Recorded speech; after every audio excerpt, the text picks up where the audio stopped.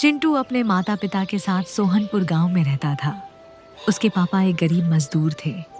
जमींदार के यहाँ से जो मजदूरी मिलती थी उसी से जैसे तैसे घर का खर्च चल पाता था।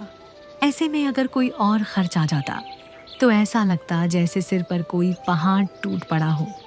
हर साल की तरह इस साल भी बारिश शुरू हो गई। चिंटू जैसे तैसे बिना छतरी के ही निकल पड़ा और भीगते भीगते स्कूल पहुंचा। उसे देखकर टीचर ने कहा, चिंटू, बाहर ही रुक जाओ। कितनी बार मना किया है तुमसे कि बारिश में भीगते हुए मत आया करो, छतरी लेकर आया करो। टीचर जी वो टीचर जी, छतरी होगी तभी तो लाएगा ना। हर साल कहता है छतरी लाएगा पर कभी लेकर नहीं आता। चिंटू, तुम छतरी क्यों नहीं लाते? टीचर जी, मेरे पास छतरी नहीं है। अरे अपने पापा से बोलो ना बाजार से खरीद लाए, इतनी सी बात है। देखो चिंटू, मैं तुम्हें इस तरह भीगा हुआ क्लास में नहीं बैठने दे सकती। या तो तुम घर जाओ या फिर बाहर ही खड़े रहकर सुनते रहो कि मैं क्या पढ़ा रही हूँ। और चिंटू पूरे दिन कभी दरवाजे के पास तो कभी खिड़की के पास खड़ा होकर टीचर को देखता रहा।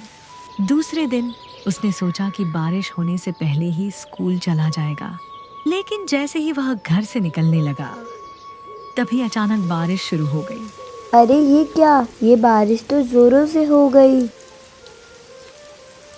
अरे कैसे जाओगे बेटा, ये बारिश देखो कितनी तेज हो रही है। कोई बात नहीं माँ, मैं संभाल कर पेड़ों के नीचे नीचे से होता हुआ चला जाऊंगा। बाय पापा, बाय मम्मी। चिंटू बारिश से बचता हुआ आगे बढ़ रहा था। वह जाकर एक पेड़ के नीचे खड़ा हो गया। कुछ देर इंतजार करता रहा, लेकिन बारिश नहीं रुकी और वह आसमान की तरफ देखने लगा। आसमान बहुत ही काला था। पेड़ के ऊपर बैठ जाता है। अरे अभी तो बारिश बहुत तेज हो रही है, ऐसे ही जाऊंगा तो पूरा भीग जाऊंगा, और अगर भीग गया तो टीचर वैसे ही अंदर नहीं आने देगी। अब मैं क्या करूं? उसे पेड़ पर बैठे हुए काफी देर हो गई और अब उसे भूख भी लगने लगी थी और वह अपने स्कूल बैग से टिफिन निकालता है। उसमें रोटी और अचार रखा था। तभी वह नीचे देखता है कि नीचे पानी की छप छप की आवाज आ रही है और तभी वहां पेड़ के नीचे एक साधु आ जाता है। चिंटू उसे ध्यान से देखता है और उसे अपनी भूख का एहसास हुआ। साधु उसे खाना खाते हुए देखता है। बाबा, आप खाओगे क्या? मैं खाना खा रहा हूँ। हाँ बेटा, भूख तो लगी है। आज बारिश की वजह से भिक्षा भी नहीं मिली। अगर 2 निवाले खिला दोगे तो अच्छा होगा। 2 निवाले क्या बाबा? आप तो 2 रोटी खा लो। सब्जी तो नहीं है, बस रोटी के साथ अचार है। बेटा, अगर सच्ची भूख लगी हो तो सूखी रोटी भी 56 भोग जैसी लगती है। और वह साधु को रोटी दे देता है।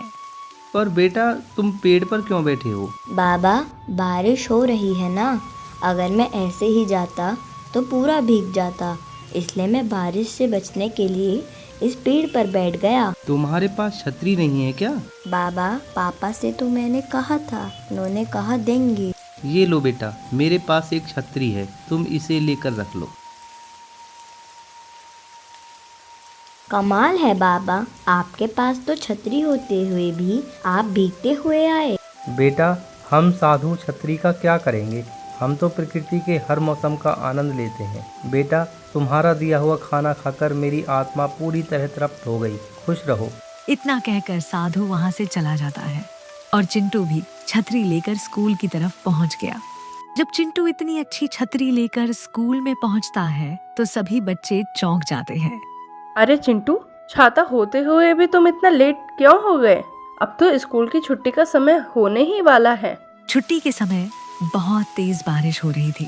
कुछ बच्चे अपनी अपनी छतरियों के नीचे थे और कुछ बच्चों के पास छतरी नहीं थी। चिंटू उन बच्चों को देखकर बोलता है, आ जाओ, तुम तीनों भी आ जाओ मेरी छतरी के अंदर। अरे नहीं।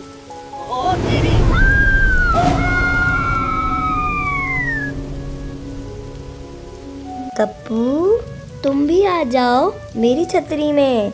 जैसे ही गप्पू छतरी के अंदर खड़ा हुआ, छतरी और बड़ी हो गई। सब बच्चे उसकी छतरी के नीचे सुरक्षित हो गए और फिर सभी बच्चे गांव की तरफ चल पड़े।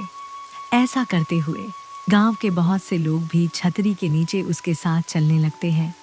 धीरे धीरे छतरी और भी बड़ी हो जाती है और अब ऐसा लग रहा था कि यह चिंटू नहीं बल्कि कृष्ण भगवान है, गोवर्धन पर्वत उठाए हुए सभी की रक्षा कर रहे हैं।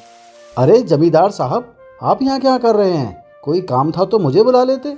अरे मैंने सुना है तुम्हारे बेटे के पास ऐसी छतरी है जो पूरे गांव को बारिश से बचा सकती है। नहीं जमींदार जी, ये तो बहुत छोटी छतरी है, बड़ी नहीं। ये कैसे हो सकता है? हमने खुद अपनी आंखों से देखा है। जमींदार साहब, ये तो छोटी छतरी है। ये कैसे हो सकता है? हमने खुद अपनी आंखों से देखा है। अरे जमींदार साहब, बचा लीजिए, बहुत तेज बारिश है, हमें भी अपनी शरण में ले लीजिए। वह जैसे ही छतरी के नीचे खड़ा होता है, छतरी और भी बड़ी हो जाती है। चिंटू बेटा, तुम्हें ये छतरी कहाँ से मिली? ये मुझे एक साधु बाबा ने दी है। ओह, तब ये जादुई है। इससे हम पूरे साल के लिए पानी स्टोर कर सकते हैं। वो कैसे जमींदार साहब? जितने लोग इस छतरी के नीचे आते हैं ये उतनी ही बड़ी हो जाती है कि सभी लोगों को बचा सके। अब हम चिंटू को गांव के तालाब और नदी के बीच खड़ा कर देंगे और इस छतरी को वहीं रखेंगे और हम चिंटू को एक तरफ तालाब तक लोगों को खड़ा करने को और दूसरी तरफ नदी तक खड़ा करने देंगे। इस तरह बीच में जमा सारा पानी छतरी के किनारे से नदी और तालाब में चला जाएगा। और जमींदार के कहने पर चिंटू ने वैसा ही किया और फिर सचमुच बारिश का पानी एक तरफ नदी में गिरने लगा और दूसरी तरफ पानी तालाब में गिरने लगा। फिर तो यह सिलसिला रोज चलने लगा।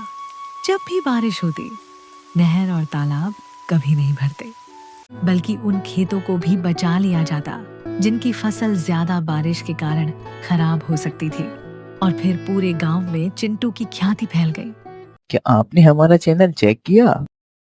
अगर नहीं किया तो अब कर लो। हमारे पास है मजेदार कहानियाँ, गेम्स और ढेर सारी मस्ती। हमारे साथ जुड़े रहने के लिए जल्दी से नीचे दिए गए लाल बटन को दबाएं और हमारा चैनल सब्सक्राइब करना और बेल आइकन दबाना ना भूलें।